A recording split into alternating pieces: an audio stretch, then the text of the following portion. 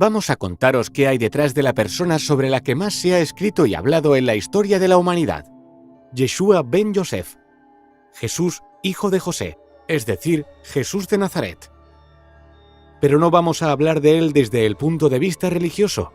Descubriremos al Jesús histórico despojado de su faceta divina, al hombre de carne y hueso que se esconde detrás de la figura que todos conocemos como Cristo, traducción del hebreo Mesías, que significa ungido. La primera pregunta que debemos hacernos es si desde un punto de vista científico se puede demostrar su existencia. La respuesta es que sí. Sabemos que nació en tiempos de Octavio Augusto, que gobernó entre el 27 a.C. y el 14 después de Cristo, y que muere en tiempos de Tiberio, que gobernó entre el 14 y el 37 después de Cristo. Y si estamos hablando de hace más de 2000 años, ¿cómo podemos saber que Jesús de Nazaret fue real? Pues sobre todo gracias a los testimonios escritos y a la arqueología. Su existencia puede ser verificada por las menciones que hacen de él diferentes autores. Vamos a comentar las que hacen dos historiadores no cristianos de la antigüedad, Tácito y Flavio Josefo, décadas después de su muerte, cuando el cristianismo comenzaba a extenderse por el mundo. Tácito habla de él en sus anales en una crítica al gobierno de Nerón, que fue del 54 al 68 después de Cristo. Dice lo siguiente: por lo tanto, aboliendo los rumores, Nerón subyugó a los reos y los sometió a penas e investigaciones. Por sus ofensas, el pueblo que los odiaba los llamaba cristianos, nombre que toman de un tal Cristo que en época de Tiberio fue ajusticiado por Poncio Pilato. Reprimida por el momento, la fatal superstición irrumpió de nuevo no solo en Judea, de donde proviene el mal, sino también en la metrópoli, donde todas las atrocidades y vergüenzas del mundo confluyen y se celebran. Se ve que Tácito no tenía muy buena opinión de sus compatriotas romanos, pero además el texto prueba la existencia, ya en el año del gran incendio de Roma, bajo el gobierno de Nerón, de un grupo de seguidores de un tal Cristo. Es muy importante porque nos dice que el nombre de cristianos viene de Cristo, que fue ejecutado durante el reino de Tiberio por el procurador de Judea, Poncio Pilato. Ahora veamos el testimonio de Flavio Josefo, un judío de familia noble. En la primera revuelta judía fue hecho prisionero por los romanos que, curiosamente, más tarde le concedieron la ciudadanía. El texto en el que habla de pasada sobre Jesús es conocido como Testimonio Flaviano y pertenece a su obra Antigüedades de los Judíos. Se sabe que el Testimonio Flaviano ha sido copiado y reescrito a lo largo de los siglos y se piensa que los copistas cristianos le fueron añadiendo palabras al texto. El conservado viene a decir: por este tiempo apareció Jesús, un hombre sabio, si es que es correcto llamarlo hombre, ya que fue un hacedor de milagros impactantes, un maestro para los hombres que reciben la verdad con gozo. Y atrajo hacia él a muchos judíos y a muchos gentiles además. Era el Mesías. Y cuando Pilato, frente a la denuncia de aquellos que son los principales entre nosotros, lo había condenado a la cruz, aquellos que lo habían amado primero no le abandonaron, ya que se les apareció vivo nuevamente al tercer día, habiendo predicho esto y otras tantas maravillas sobre él los santos profetas. Aunque la mayoría de los historiadores piensan que Flavio Josefo realmente escribió: por este tiempo apareció Jesús, un hombre sabio, y atrajo hacia él a muchos judíos. Y cuando Pilato, frente a la denuncia de aquellos que son los principales entre nosotros, lo había condenado a la cruz, aquellos que lo habían amado primero no le abandonaron.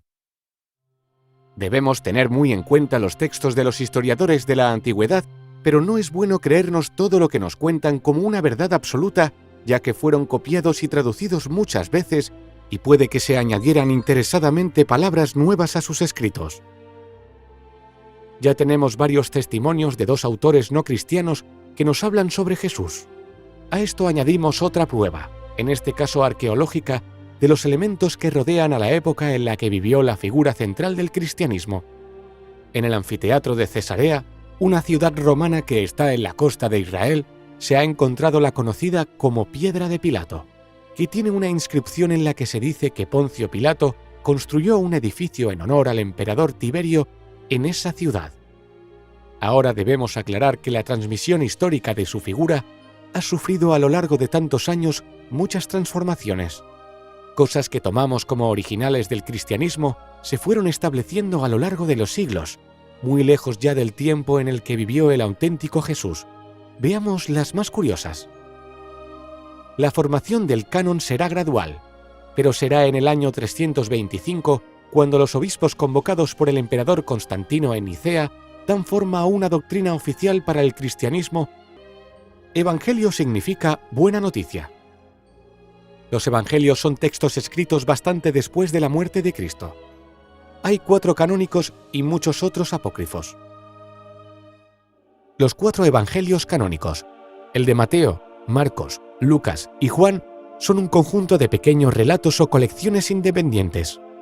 Unos se inspiran en los otros y en numerosas ocasiones se contradicen entre sí.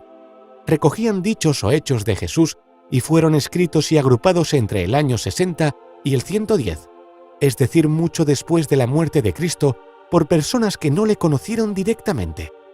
Aún así, son muy valiosos porque nos transmiten a un Jesús de Nazaret lejos de la divinización posterior, a un Jesús real, como una persona de carne y hueso que tenía hermanos. Marcos 6:3, que se enfada como el ser humano que fue, Mateo 21:12, que llora porque su amigo Lázaro se ha muerto, Juan 11:35, o que se desespera en la cruz, Marcos 15:34. En los evangelios abundan las referencias a que Jesús tuvo hermanos y que estos hermanos se llamaban Santiago, José, Simón y Judas, además de 2 hermanas cuyos nombres desconocemos. Santiago, uno de los testigos que vieron a Jesús resucitado, se convertirá en uno de los pilares de la comunidad cristiana de Jerusalén tras la muerte de su hermano Jesús. La Iglesia también ha interpretado el término hermano como hermanastro, pudiendo ser estas personas fruto de un matrimonio anterior de José. No hay ninguna fuente fiable desde un punto de vista histórico que nos describa el aspecto que tenía Jesús como todos lo solemos imaginar: joven, delgado, de largo pelo castaño. Hasta finales del siglo IV no encontramos, en las catacumbas de Comodilla, en Roma, una representación que se ajuste a esa descripción que, curiosamente, está inspirada en filósofos paganos o incluso en uno de los más importantes dioses romanos, Júpiter. El uso de la cruz como símbolo del cristianismo también es posterior. Los primeros cristianos usaban símbolos como el pez o el ancla que les servían para identificarse entre sí. La primera representación que conocemos del símbolo de la cruz es la del famoso grafito de Alexámenos, probablemente del siglo I. En él se representa a un hombre con una cabeza de asno crucificado en una cruz. Debajo de él hay otro con el brazo levantado y un texto que dice con ironía: Alexámenos adorando a su Dios. Hasta el siglo III no se empieza a usar la cruz como símbolo del cristianismo, y hasta la Edad Media no aparecen las primeras cruces, con Jesús incluido. El establecimiento de la fecha del nacimiento de Cristo, que siglos después de su muerte fue fijada en la noche del 24 al 25 de diciembre, no es porque Jesús realmente naciera en ese día que ni siquiera en los evangelios se menciona, sino por su cercanía con el solsticio de invierno, siendo este día muy importante en muchas religiones de la antigüedad. Por ejemplo, en Roma el día 25 se celebraba la fiesta romana del Sol Invicto. Con respecto al lugar de nacimiento también hay dudas. La creencia popular es que Jesús, cuya familia era de la aldea de Nazaret en la región de Galilea, nació de camino a Judea en un pesebre de Belén, lugar de origen de José y del antiguo rey David. El motivo del viaje era que José, al ser natural de Belén, debía inscribirse en el censo fiscal romano del reino de Judea. Sin embargo, en esa época Judea aún era un reino cliente pero independiente de Roma, que tenía a su propio rey, Herodes. Por lo tanto, es raro que sus habitantes necesitasen inscribirse en ningún censo porque no pagaban impuestos a los romanos. Seguramente Jesús nació en Nazaret y no en Belén, pero en 2 de los evangelios, Lucas y Mateo, se dice que nació en Belén, probablemente para ajustarlo con una vieja profecía. Otra cosa que no cuadra mucho con la arqueología es la disposición de los llamados santos lugares de Jerusalén. La mayoría fueron fijados por Helena, la madre del emperador Constantino, que es la patrona de los arqueólogos. En teoría se corresponden con los lugares en los que se desarrolla la vida y muerte de Jesús. Sin embargo, Helena no tiene en cuenta que Jerusalén había sido reformada totalmente por el emperador Adriano tras los destrozos de la Segunda Guerra Judeo-Romana, y que los lugares santos que ella creía encontrar en sus excavaciones no se correspondían en realidad con los lugares en los que originalmente se había desarrollado la vida de Jesús. Por ejemplo, el Vía Crucis. El peregrinaje actual sale de la fortaleza Antonia y se dirige hacia el Monte Calvario. Sin embargo, es muy posible que Jesús fuera juzgado en el antiguo palacio de Herodes, sede del pretorio, que se encuentra en otra zona de la ciudad, debajo del barrio armenio, siendo el itinerario hacia el Monte Calvario totalmente diferente.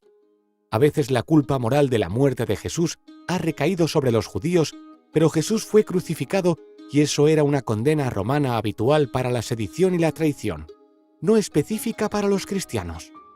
Los judíos y el órgano que los dirigía, el Sanedrín, no tenían el poder de condenar a muerte y, como mucho, podrían haber ordenado una lapidación. Y no es el caso. Por eso hay que aclarar que el Sanedrín acusó a Jesús ante el prefecto Poncio Pilato, que en nombre de Roma lo juzga y lo ejecuta. El nazareno se había ganado la ojeriza de los romanos por ser un agitador político. Es más, los eruditos judíos señalan que nunca hubo juicio ante el Sanedrín. Lucas nos lo cuenta.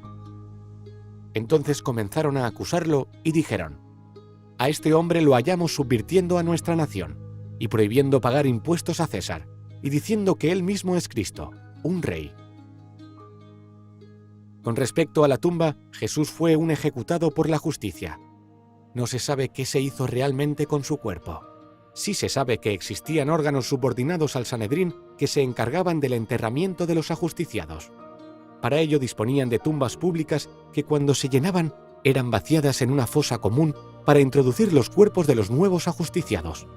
Así que muchos estudiosos ven posible que el cuerpo de Jesús acabara perdido en un lugar de difícil acceso.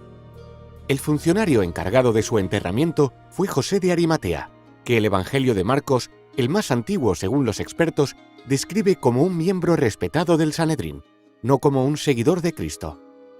Entonces sería lógico pensar que José de Arimatea era simplemente el funcionario encargado de dar sepultura, en una de esas tumbas, a Jesús después de su muerte.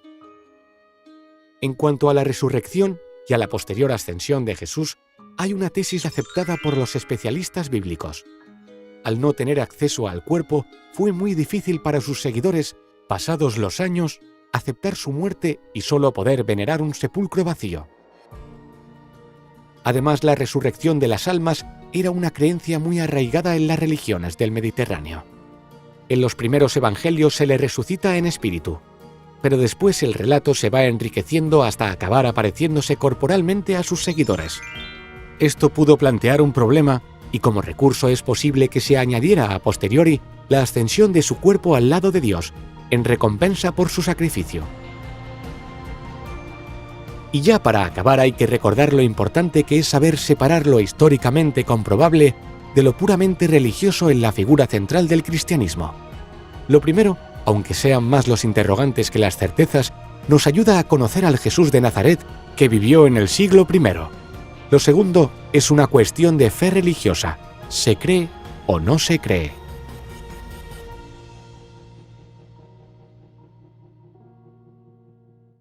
Amazing grace, how sweet the sound that saved a wretch like me. I once was lost, but now am found. Was blind, but now I see.